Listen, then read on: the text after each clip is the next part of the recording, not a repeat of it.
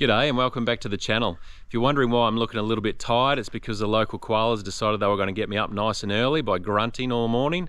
I'm going to get them back now by switching on the compressor and filling some tanks for the next week. While I fill some tanks, I'm going to show you some footage I took a week ago in Baker's Cave in Mount Gambier. It's one of my favourite dives over there. It's quite interesting how we need to get in and out. I'll do a voiceover for you and hopefully explain some of the steps along the way. But if you've got any questions, please hit me up in the comments and I'll try and answer them.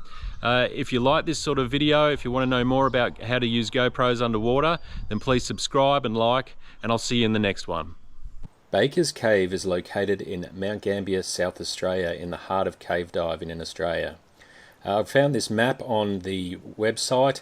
It's pretty basic, it's not quite accurate. It was done in 1980. There's a good chance they didn't even know that Darth Vader was Luke's father at that point. As you can see, those trees aren't there anymore. Whether they were in 1980, I don't know. You come down to a 1 metre wide approximately siphon, and we use a tripod and a pulley system to lower the divers down in. Which means a couple of divers need to stay on the surface and take turns.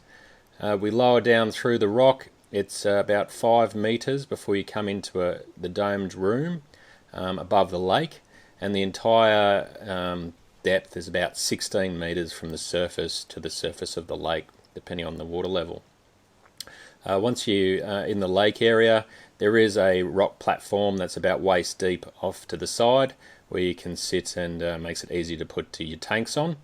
Once the divers are in, we will lower the tanks after that. That's the handy thing about side mount, is the fact that we can have our dry suits and BCDs and everything else on, and just lower the tanks down with the regs on, and then just clip them off in the water. The maximum depth for this dive is 33 metres. It's all fresh water, and the temperature is about 15 degrees, and it stays that temperature all year. You go down, follow the main line. There is fixed line in here, making it easy. This heads down, you get to the bottom corner here. I'm at about 33 metres at this point, which is about the deepest part that I'm aware of. Then you turn around and there is a jump, which we'll put in a minute. Here's my buddy putting the jump line in. We're going to jump over to another part of fixed line that runs around the edge, the bottom edge of the cave. You can see it's quite dark. It doesn't generally have as great a visibility as some of the others. There had been divers in this cave the day before, so it may have stirred it up a little bit. As you can see, there's quite a bit of rock foliage which starts to create some quite cool swim-throughs and tighter sections. Nothing too crazy, it is only cave rated. You saw the fixed line there on the left. A little bit tighter here, but in the side mount it's nice and easy to get through.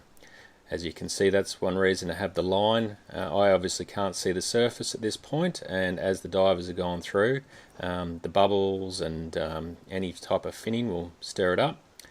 This was our turnaround point. You'll see one of the divers tell me, let's turn around. So we've turned the dive, and as you can see now, the visibility isn't as good on the way out, which is one reason that you always need to have a line all the way to the surface when cave diving. Now normally I was at the back, so I would lead out, but because I'm filming, I'm slowly dropping back the line and letting the others go ahead. You can see somebody did some graffiti back in 1981. This is the fixed line, the intersection. You can see we've pegged it. I'm about to grab that orange marker there. That tells me that I need to turn right, and that takes me back to where we came from. There's a loop around to the left here. It goes through some fallen rocks, and it's quite cool. And this is clearly why you can see it's a cave rated site. It's a little bit tighter through here, but it's fixed line all the way. We're just coming around. You can see it's just here. It gives you a good example. It's just rocks that have just fallen on top of other rocks, holding them up. And this is the side of the sinkhole section. You can see that large bit of rock has got a crack all the way through it. As divers, we like to pretend that the water's holding up the ceiling. Having a little bit of light coming in. It's got some marine life, so there's yabbies and freshwater crayfish up the top. And you'll often find bones and bottles and things from animals that have fallen in or rubbish that would have been thrown in there many years ago before people knew better. And then it all comes up to a pile. There's the pile that we're standing on, and take our tanks up, and we exit and end the dive.